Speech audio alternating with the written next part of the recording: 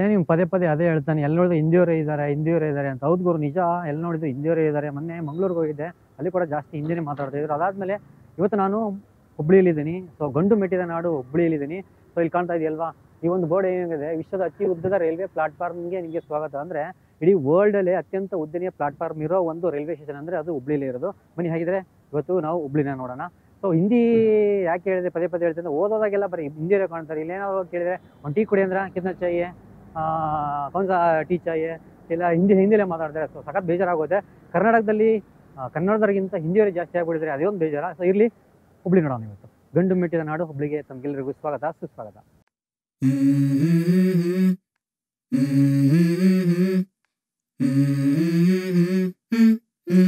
Let's go. I wake up to a little bit of drool on my pillow, feel like it's gonna be a bad day. Yeah.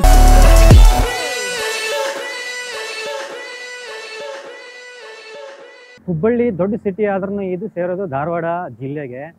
ಇದನ್ನ second Mumbai ಅಂತ ಕರಿತೀವಿ, ಅಂದ್ರೆ ಛೋಟಾ ಮುಂಬೈ ಅಂತ ಕರಿತೀವಿ ಗುರು. So ಇಲ್ಲಿ ಸಖತ್ business area ಅಂತಾನೆ ಹೇಳ್ಬೋದು. ಸೊ ಇಲ್ಲೊಂದು ಸರ್ಕಲ್ ಇದೆ, ಚೆನ್ನಮ್ಮ ಸರ್ಕಲ್ ಅಂತ. ಆ ಒಂದು ಸರ್ಕಲ್ ಹತ್ರ ಕರ್ಕೊಂಡು ಹೋಗ್ತೀನಿ. ಇಲ್ಲಿ ಸಾಕಷ್ಟು ಕನ್ನಡ ಚಿತ್ರಗಳು ಇಲ್ಲಿ ಶೂಟಿಂಗ್ ಆಗಿದೆ. ಡಾಕ್ಟರ್ ರಾಜ್ಕುಮಾರ್ ಅವ್ರದ್ದು ಮತ್ತು ಪುನೀತ್ ರಾಜ್ಕುಮಾರ್ ಅವರ ಸಿನಿಮಾಗಳು ಸಾಕತ್. ಅದರಿಂದ ಬೇರೆ ಬೇರೆ ಸಿನಿಮಾಗಳಲ್ಲಿ ಶೂಟಿಂಗ್ ಆಗಿದೆ. ಆ ಒಂದು ಏರಿಯಾಗೆ ಕರ್ಕೊಂಡು ಹೋಗ್ತೀನಿ. ಅದು ಏಕೆಂದ್ರೆ ಪ್ರೊಟೆಸ್ಟ್ ಮಾಡೋದಕ್ಕೆ, ಏನಾದರೂ ಬಂದು ಏನಾದರೂ ಕರೆಯಿತು ಅಂದರೆ ಅಲ್ಲಿ ತುಂಬ ಜನ ಸೇರುವಂಥ ಒಂದು ಜಾಗ ಅಂತ ಹೇಳ್ಬೋದು. ಚೆನ್ನಮ್ಮ ಸರ್ಕಲ್ಗೆ ಹೋಗೋಣ ಬನ್ನಿ. ಇವಾಗ ಬನ್ನಿ, ಚೆನ್ನಮ್ಮ ಸರ್ಕಲ್ಗೆ ಹೋಗೋ ರೋಡಲ್ಲಿ ನಿಮ್ಗೊಂದು ಇದು ಸಿಗುತ್ತೆ ನೋಡಿ, ಕ್ರಾಂತಿವೀರ ಸಂಗೊಳ್ಳಿ ರಾಯಣ್ಣರ ಒಂದು ಸ್ಟ್ಯಾಚು. ಸೊ ಇವಾಗ ನಿಮಗೆ, ನೀವು ಸಿನಿಮಾದಲ್ಲಿ ನೋಡಿರ್ತೀರ ಚೆನ್ನಮ್ಮ ಸರ್ಕಲ್, ಕಿತ್ತೂರಾಣಿ ಚೆನ್ನಮ್ಮ ಅವ್ರ ಸರ್ಕಲ್ಲು ಹುಬ್ಬಳ್ಳಿ ಇರೋ ಒಂದು ಹಾರ್ಟ್ ಆಫ್ ಹುಬ್ಬಳ್ಳಿ ಅಂತಲೇ ಹೇಳ್ಬೋದು ಈ ಒಂದು ಸರ್ಕಲ್ಲು. ಸೊ ನೀವು ಸಿನಿಮಾದಲ್ಲಿ ಸಾಂಗ್ಗಳಲ್ಲಿ ನೋಡಿರ್ತೀರ, ಅಲ್ಲಿ ಕಾಣಿಸ್ತಿದೆಯಲ್ಲ ಒಂದು ಬಿಲ್ಡಿಂಗು, ಆ ಬಿಲ್ಡಿಂಗ್ ಹತ್ರ ಹೋಗೋಣ ಇವಾಗ. ಸಾಂಗಲ್ಲಿ ಹುಟ್ಟಿದರೆ ಕನ್ನಡ ನಾಡಲ್ಲಿ ಹುಟ್ಟಬೇಕು ಅಂತ ಸಾಂಗ್ ಶೂಟಿಂಗ್ ಮಾಡಿದ್ದಾರೆ ಗೊತ್ತಾ.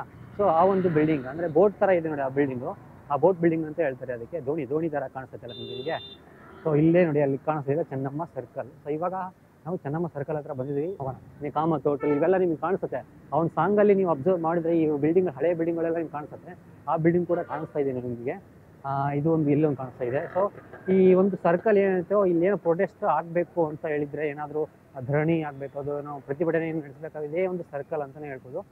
ಈ ನೋಡಿ, ಈ ಒಂದು ಬಸ್ ಇದೆಯಲ್ವಾ, AC ಬಸ್ಸು, ಚಿಗರಿ ಅಂತ ಹೇಳ್ತೇವೆ ಇದಕ್ಕೆ. ಬೆಂಗಳೂರು ಇದೇ ಥರ ಬಸ್ಗಳಿದ್ದಾವೆ, ಬಟ್ ಇದು ಇದರಲ್ಲಿ AC ಇದೆಯಲ್ಲ ಗೊತ್ತಿಲ್ಲ. ಬಟ್ ಈ ಒಂದು ಬಸ್ಗೆ ಚಿಗರಿ ಅಂತ ಕರೀತಾರೆ. ಸೊ ಇಲ್ಲಿ ಸಿಟಿ ಬಸ್ಗಳು ಒಂಥರ ಮೇ ಬಿ AC ಇರ್ಬೋದೇನೋ ಅನ್ಸುತ್ತೆ. ಆ ಬಿಲ್ಡಿಂಗ್ ಕಾಣಿಸ್ತಿದೆ ಚೆನ್ನಮ್ಮ, ಹುಬ್ಬಳ್ಳಿಯಲ್ಲಿರೋ ಒಂದು ಮೇನ್ ಸರ್ಕಲ್ ಚೆನ್ನಮ್ಮ ಸರ್ಕಲ್. ಅಲ್ಲಿ ಆ ಬಿಲ್ಡಿಂಗು ರಾಜ್ಕುಮಾರ್ ಆಕಸ್ಮಿಕ ಸಿನಿಮಾ ನೋಡಿದಿರಲ್ವಾ, ಆ ಸಿನಿಮಾದ ಒಂದು ಸಾಂಗ್ ಶೂಟಿಂಗ್ ಇದೇ ಒಂದು ಜಾಗದಲ್ಲಿ ಆಗಿದ್ದು ಅಂತ ಹೇಳಿದ್ರೆ ಎಷ್ಟು ಖುಷಿ ಆಗುತ್ತೆ ಗೊತ್ತಾಗೋರು. ನೋಡಿ, ಅದೇ ಜಾಗಕ್ಕೆ ಇಲ್ಲಿ ಡಾಕ್ಟರ್ ರಾಜ್ಕುಮಾರ್ ಅವರು ಓಡಾಡಿದ್ದ ಒಂದು ಜಾಗ ಅಂತಲೇ ಹೇಳ್ಬೋದು. ಸೊ ಆ್ಯಂಡ್ ಅಪ್ಪು, ಪುನೀತ್ ರಾಜ್ಕುಮಾರ್ ಅವರ ಒಂದು ಸಿನಿಮಾ ಕೂಡ ಇಲ್ಲಿ ಶೂಟಿಂಗ್ ಆಗಿದೆ. ಇದೇ ಒಂದು ಸರೌಂಡಿಂಗಲ್ಲಿ ನೀವು ಅಬ್ಸರ್ವ್ ಮಾಡ್ಬೋದು. ಬನ್ನಿ, ಆ ಮುಂದ್ಗಡೆ ಹೋಗ್ತೀನಿ ಇವಾಗ. ಆ ಸರ್ಕಲ್ ಕಾಣಿಸ್ತಿದ್ರೆ ಸರ್ಕಲ್ ಮುಂದ್ಗಡೆ ಹೋಗ್ತೀನಿ ಈಗ. ನೋಡಿ, ಪಿಲ್ಲರ್ ಇದೆಯಲ್ಲ, ಪಿಲ್ಲರ್ ಇದು ಮೊದಲು ಇರಲಿಲ್ಲ, ಅವರು ಇವಾಗ ತಾನೇ ಕಟ್ಸಿರೋದು ಅನ್ಸುತ್ತೆ. ಸೊ ಏನೋ ಡೆವಲಪ್ಮೆಂಟ್ ಮಾಡೋದಕ್ಕೆ ಕಟ್ಸಿದ್ದಾರೆ. ಆ ಚೆನ್ನಮ್ಮ ಸ್ಟ್ಯಾಚು ಇದೆಯಲ್ಲ, ಕಿತ್ತೂರಾಣಿ ಚೆನ್ನಮ್ಮ ಅವ್ರ ಸ್ಟ್ಯಾಚು ಅಪೋಸಿಟೇ ಇಲ್ಲೊಂದು ಬಿಲ್ಡಿಂಗ್ ಕಾಣಿಸ್ತದೆ. ನೀವು ಕರೆಕ್ಟಾಗಿ ಒಂದು ಸಾಂಗ್ ಅಬ್ಸರ್ವ್ ಮಾಡಿ, ಈ ಒಂದು ಬಿಲ್ಡಿಂಗ್ ನಿಮಗೆ ಕಾಣಿಸುತ್ತೆ. ಅಲ್ಲಿ ಸ್ವಲ್ಪ ಫ್ಲೆಕ್ಸ್ ಎಲ್ಲ ಹಾಕ್ಬಿಟ್ಟಿದ್ದಾರೆ. ಅದರ ಅಪೋಸಿಟೇ ಒಂದು ಪಿಲ್ಲರ್ ಕೂಡ ರೆಡಿ ಆಗಿದೆ. ಸೊ ಆ ಫ್ಲೆಕ್ಸ್ ಎಲ್ಲ ಕಾಣಿಸ್ತಾ ಇಲ್ಲ. ಫ್ಲೆಕ್ಸ್ ಇರೋದ್ರಿಂದ ನಿಮ್ಗೆ ನೀಟಾಗಿ ಕಾಣಿಸ್ತಾ ಇಲ್ಲ. ಬಟ್ ಇಲ್ಲಿ ಎಡ್ಜಲ್ಲಿ ಕಾಣಿಸ್ತಾ ಇದೆ. ಈ ಒಂದು ಎಡ್ಜಲ್ಲಿ ಈ ಒಂದು ಸಾಂಗಲ್ಲೇ ಈ ಒಂದು ಬಿಲ್ಡಿಂಗು ಶೂಟಿಂಗ್ ಆಗಿರೋದು ಕಾಣಿಸ್ತಾ ಇದೆ ನಿಮಗೆ. ಬಟ್ ಫುಲ್ ಕಾಣಿಸ್ಬೇಕು ಅಂದರೆ ಆ ಸಾಂಗಲ್ಲಿ ನೋಡಿದ್ರೆ ಗೊತ್ತಾಗುತ್ತೆ. ಒಂದು ಫ್ಲೆಕ್ಸ್ ಆಗಿರೋದ್ರಿಂದ ಸರಿಯಾಗಿ ನಿಮಗೆ ಗೊತ್ತಾಗಲ್ಲ. ಸೊ ಇವಾಗ ಇಲ್ಲಿ ಏನು ಫೇಮಸ್ ತಿಂಡಿ ಅಣ್ಣ, ಏನಣ್ಣ ಫೇಮಸ್ ಇಲ್ಲಿ ತಿನ್ನೋದಕ್ಕೆ? ಏನು ಫೇಮಸ್ಸು ಇಲ್ಲಿ ಹುಬ್ಳಿ? ಇಡ್ಲಿ ವಡ ಮಾಮೂಲಿ ಅಷ್ಟೇ ಅಲ್ಲ. ಮಿರ್ಚಿ ಮಂಡಕ್ಕಿ ಸಾಯಂಕಾಲ. ಬೆಳಗ್ಗೆ ಟಿಫನ್ ಅಂದರೆ ಮಾಮೂಲಿ ಇಡ್ಲಿ ವಡಾನೇ. ಇಡ್ಲಿ ವಡ ಅಂತ ಗುರು. ಅದೇ ಬಿಲ್ಡಿಂಗಲ್ಲಿ ಹೋಗೋಣ. ಶೂಟಿಂಗ್ ಏನಾಗಿತ್ತು, ಆಕಸ್ಮಿಕ ಸಾಂಗ್ ಶೂಟಿಂಗ್ ಈ ಸರೌಂಡಿಂಗಲ್ಲಿ ಇದೇನು ಕ್ಯಾಪ್ಚರ್ ಆಗಿದೆಯೋ ಅದೇ ಒಂದು ಹೋಟ್ಲಿಗೆ ಹೋಗೋಣ. ಅಲ್ಲಿ ಏನು ಸಿಗುತ್ತೆ ನೋಡೋಣ. ಇಡ್ಲಿ ವಡ ಅಂತ ಹೇಳ್ತಿದ್ದಾರೆ ಮಾಮೂಲಿ. ಆಲ್ಮೋಸ್ಟ್ ಎಲ್ಲ ಇಡ್ಲಿ ವಡಾನೇ. ರೈಸು ನಾನು ಕೇಳೋಣ, ಮೇ ಬಿ ರೈಸ್ ಇಲ್ಲಿ ತುಂಬ ಕಡಿಮೆ ಅಂತೆ. ರೈಸ್ ಬೆಳಗ್ಗೆ ಯಾರು ತಿನ್ನಲ್ಲ ಗುರು ರೈಸ್ ಇಲ್ಲಿ ಅಂತ ಹೇಳ್ತಾರೆ. ನೋಡಿ ಏನು ಸಿಗುತ್ತೆ ಒಳಗಡೆ ಒಂದು ಹೋಟ್ಲಲ್ಲಿ ಕೇಳೋಣ. ನೋಡಿ, ಕಾಣಿಸ್ತಾ ಇದೆಯಲ್ವಾ ಈ ಸಾಂಗು, ನೀವು ಅಬ್ಸರ್ವ್ ಮಾಡಿ. ನಿಮಗೆ ಈ ಬಿಲ್ಡಿಂಗ್ ಪಕ್ಕ ಕಾಣಿಸುತ್ತೆ. ನೀಟಾಗಿ ಇವಾಗಲೂ ಹೋಗಿ ಚೆಕ್ ಮಾಡಿ ನೋಡಿ. ಏನೇನೋ ಇದೆ ಗುರು ಇಲ್ಲಿ. ಉದ್ದಿನ ವಡ, ಆಮೇಲೆ ಹೆಸರು ವಡ, ಆಮೇಲೆ ಆಲೂ ವಡ. ಏನಣ್ಣ ಟಿಫನ್ ಏನಿದೆ ಅಣ್ಣ? ಇಡ್ಲಿ ವಡ, ಶಿರಾ, ಪಲಾವ್, ಪೂರಿ. ಹಾಂ ಎಲ್ಲ ವೆರೈಟಿ. ರೈಸ್ ಯಾವುದು? ಪಲಾವ್. Okay, pulao, vegetable pulao. ಹಾಂ ಓಕೆ ಬ್ರೋ. ಸೊ ವೆರೈಟಿ ಇದೆ, ಎಲ್ಲದೂ ಇದೆ. ಆಲ್ಮೋಸ್ಟ್ ಎಲ್ಲ ಟಿಫನ್ ಇದೆ ಇಲ್ಲಿ.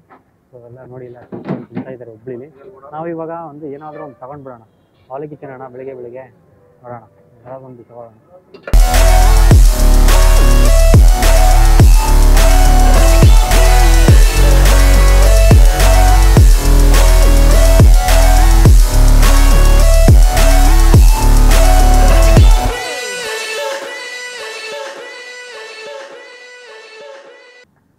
ಹುಬ್ಳಿಯಲ್ಲಿ ಇನ್ನೊಂದು ಪ್ರಸಿದ್ಧವಾದಂಥ ಒಂದು ಜಾಗ ಇದೆ. ಸೊ ಅದು ಮಠ, 3000 ಮಠ ಅಂತ ಹೇಳ್ತಾರೆ. ಬನ್ನಿ ಆ ಒಂದು 3000 ಮಠಕ್ಕೆ ನಿಮ್ಮನ್ನ ಕರ್ಕೊಂಡು ಹೋಗ್ತೀನಿ. ಇದೇ ನೋಡಿ, ಇಲ್ಲಿ ಕಾಣಿಸ್ತಾ ಇದೆಯಲ್ವಾ?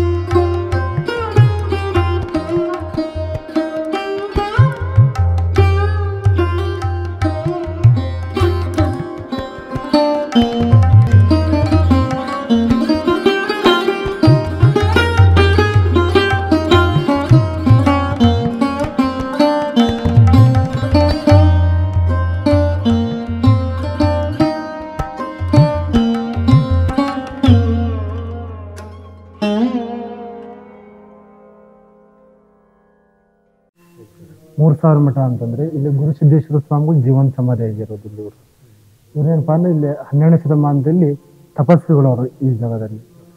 ಇವರು ಏನಪ್ಪಾ ಅಂದ್ರೆ ಇಲ್ಲಿದ್ದಾಗ 12ನೇ ಶತಮಾನದಲ್ಲಿ ಕಲ್ಯಾಣ ಕ್ರಾಂತಿ, ಬಸವ ಕಲ್ಯಾಣದ ಕಲ್ಯಾಣ ಕ್ರಾಂತಿ ಆಗ್ತದೆ. ಕಲ್ಯಾಣ ಕ್ರಾಂತಿ ಆದಾಗ ಎಲ್ಲಾ ಶರಣರು ಇಲ್ಲಿಗೆ ಬಂದು ಆಶ್ರಯ ಪಡಿತಾರೆ ಉಡುಪಿ ಚನ್ನಬಸವಣ್ಣವ್ರ ನೇತೃತ್ವದಲ್ಲಿ. ಆ ಶರಣರು ಈ ಗುರುಸಿದ್ದೇಶ್ವರ ಸ್ವಾಮಿಗಳಿಂದಲೇ ಆದ ಘಟನೆ ಹೇಳಿ ನಮಗಿಲ್ಲಿ ಆಶ್ರಯ ನೀಡಿದೆ ಅಂತ ಹೇಳಿ ಆಶ್ರಯ ಪಡೆದು ಸುಮಾರು ದಿವಸ ಇಲ್ಲೇ ಇದ್ದು ಆಮೇಲೆ ಏನಪ್ಪಾ ಅಂದ್ರೆ ಇಲ್ಲಿಂದ ಉಳುವಿ ಪಾದಯಾತ್ರೆ ಮಾಡ್ತಾರಂತೆ. ಅದಕ್ಕೆ ಇದು 3000 ಶರಣರು ಆಶ್ರಯ ಕೊಟ್ಟಿದ್ದಕ್ಕೆ ಎಲ್ಲಾ ಶರಣರು ಸೇರಿ ಈ ಮಠ ಕಟ್ಟಿದಾರಂತೆ. ಅದಕ್ಕೆ 3000 ಶರಣರು ಕಟ್ಟಿದ್ದಕ್ಕೆ 3000 ಮಠ ಅಂತೇಳಿ ಹೆಸರು. ಆಮೇಲೆ ಇಲ್ಲಿಂದ ಉಳುವಿ ಪಾದಯಾತ್ರೆ ಮಾಡಿ ಇಲ್ಲಿ ಜೀವನ ಸಮಾಧಿ ಆಗಿರೋದು ಗುರುಸಿದ್ದೇಶ್ವರ ಸ್ವಾಮಿ.